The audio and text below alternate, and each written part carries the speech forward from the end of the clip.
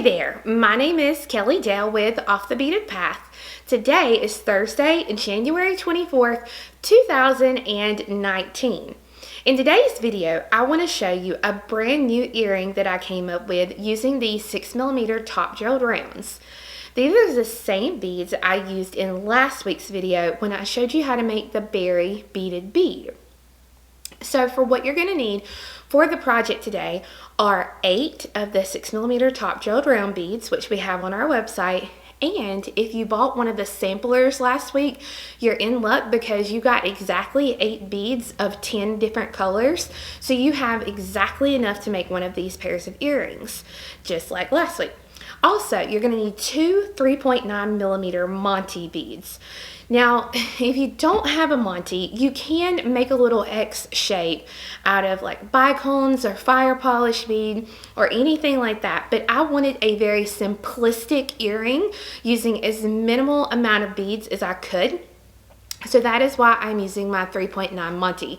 If you have no clue what a Monty is, no worries, I am going to show you. Other than the Monty, you're going to need some sort of bead to go in the hole on the back of the earring. So for me personally, I'm going to be using a 2mm fire polish bead, but you can use any little bead that you have set to the side that you may have extra of. A size 8 seed bead, whatever will fit in the hole on the back of your actual little beaded component. Now you're going to hear me say something that I don't think I've ever said in one of my old videos, but you're going to need a hot glue gun. This is actually going to be a post earring. I want it to be as simplistic as possible. So you're going to need that hot glue gun as well as a flat post component. So for my specific examples today, I'm going to be using the 4mm flat posts. You can also use a 6mm, but I don't suggest going over that. Also, you can use whatever color and kind of thread you want. For me personally, I'm going to be using KO thread and 1G thread. I'm doing a pink sample, a green sample, and a purple sample. So I'm going to be using pink and green KO thread and then purple 1G thread. I personally just like having color options available to me, but if you have just Fireline, that is completely fine. It's whatever you want to use and whatever floats your boat. It's going to take less than a yard of thread to make both of your earrings. So I start out with a size 10 needle with my full yard on there, so I don't have to cut it and rethread and all of that kind of stuff. Everything is there and good to go for me. So besides that, I think I've covered what you're going to need. So let's go ahead and get started. So these are the earrings that I want to show you how to make today. You can see they look like little tiny flowers, and they're just very, very, very simple in how they are made. Now I'm going to be using the top drilled round beads like I used last week. And I'm going to be using a 3.9 Monty. So if you don't know what a Monty is, let me see if I can focus it in here. Okay, a Monty is a crystal that is in an encasement like this, and when you flip it over, you can see that it has an X shape on the back. And this is so that your needles can cross through that bead. They do make several different brands of these. I started with the Swarovski, and I just really like to use those. So to start my earring, I'm going to pick up 4 of my top drilled beads.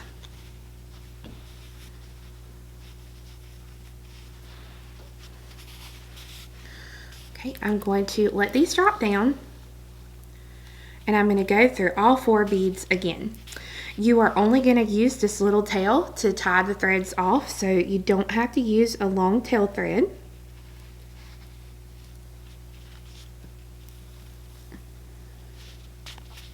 So when you pull the 2 threads, this is what your piece will look like.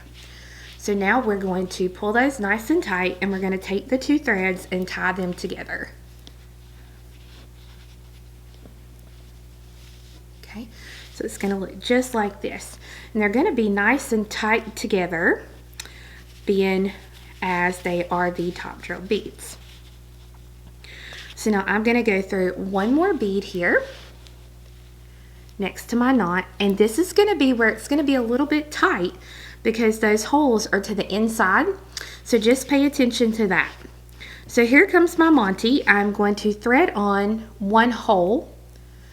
My thread is coming out at the top of this bead here to my right, so I'm going to come across to this bead here on my left that my thumb is on, and I'm going to come up through that bead. So from the bottom up, I'm going to pull this thread on through. Make sure the Monty goes to the top. And you want the Monty to lay flat on the beadwork. Okay, so now it's going to be a little bit hard to see, but right here, I hope you can see this, right here is the other hole of my Monty. So I'm going to go through that hole. I'm going to hold the Monty in place as I pull. And then the first bead that I started with, which was this in here on my right, I'm going to go right back up through that same bead again. And your little beaded bead post component itself is complete. So you have a few options at this point. You can stitch around and tie these threads off. I like to go ahead and reinforce my Monty again, so that would be just going through those holes. So I'm going to go through the hole that I added it with, up through this bead on my left again, through the other hole of my Monty, which is here. And you can see I hold the Monty in place and I pull the thread straight out the way that it's coming out of the hole of the Monty. What's going to happen is if you do not do this, this could shred even your fire line, that Monty hole. So just be careful to always pull it the way it's coming out of the bead. Now you can stitch over to where your tail is and you can tie these two threads together.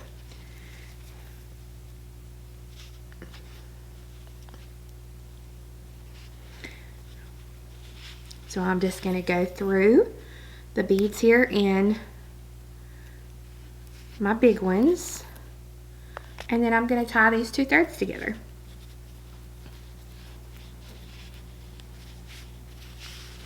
I don't put many knots in this because it's gone through several times. So I'm just going to take my thread and go through this bead, and then I'm going to I'm going to thread the needle onto this end and stitch through and get rid of both of these threads. So as you can see, I've gone ahead and made some of my other sample colors.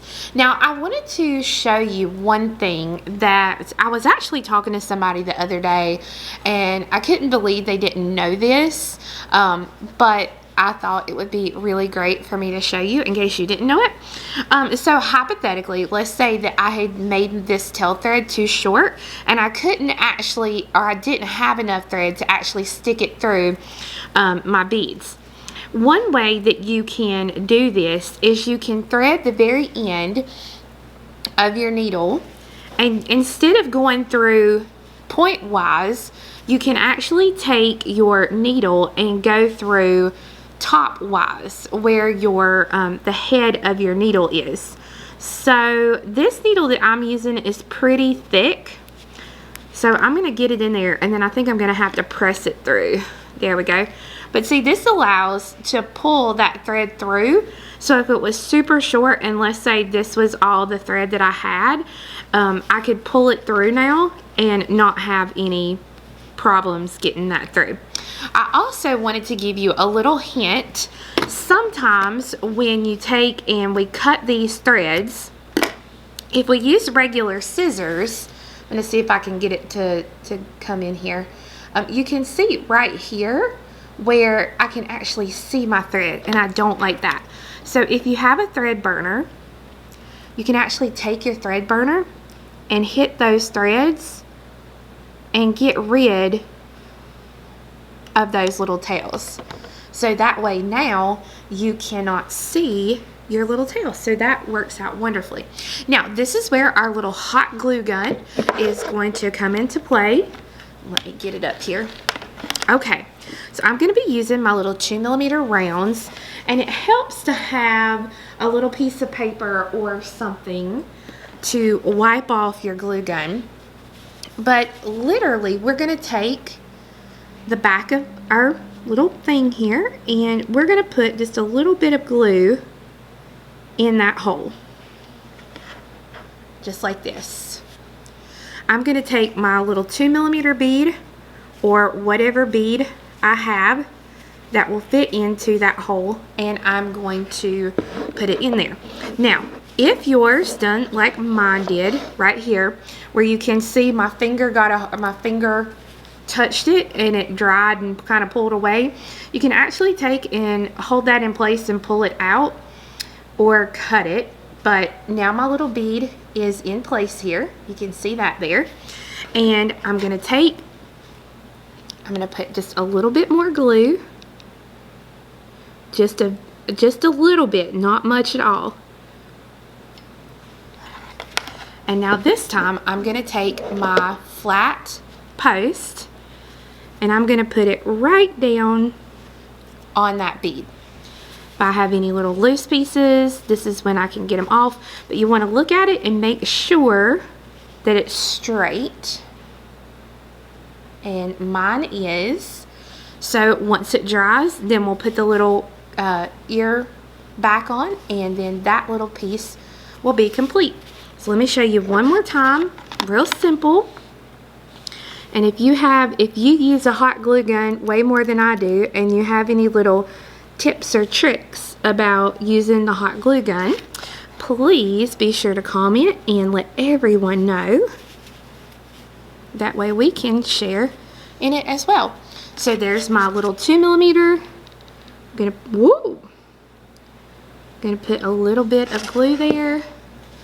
And again, I'm gonna take my 4mm flat post, put it on there, make sure it's straight on there. And I'm going to let that dry. So I'm going to go ahead and finish these, and I'll be right back with you. Okay, so I got all of my posts glued onto the backs, and now I put the little ear nuts on it. Now here's the thing, if you move your post and the post down here moves whatsoever, I would go ahead and pull the whole part out right here and re-glue it. You can do this while the glue is still kind of fresh and it hasn't had a long time to sit, but like these right here, these have done really, really well. Now if you look, remember somebody's going to be pulling this off and on. So you really want to make sure that you've got a really good adhesion here. But if you look right here and if you see where some is really, really up on one of your beads, you can take and kind of push it in a little bit with your nails, and that will help push the glue kind of in and not be on those beautiful beads that you have there. And you can see with the hot glue, it doesn't mess our centers up whatsoever because we have them covered up. So I did want to tell you, the blue color here is the top drilled 6mm Island Paradise. My purple is metallic suede orchid here. My pink that I've used is metallic suede rouge, and the green is called polychrome olive mauve. So I hope you enjoyed learning how to make these super easy post earrings that have the top drilled rounds. As I said earlier, we do have sample packs as well as full strands available on our website, which can be found at offthebeadedpathbeadstore.com. The sample packs are really great because you are able to get 8 beads each of 10 colors, and there's 2 different samplers. The first sampler has all sorts of really pretty satin metallic colors. That means that they are metallics, but they're not matte, but they're not super shiny. They have a satin finish on them. So there's one sampler with that. The other sampler It has lots of metallics and the polychrome, like that polychrome olive mauve that I showed you in today's video. And again, you can find those on our website at offthebeadedpathbeadstore.com. Be sure and come back Monday for another brand new must know Monday video. We'll see you then. Bye bye.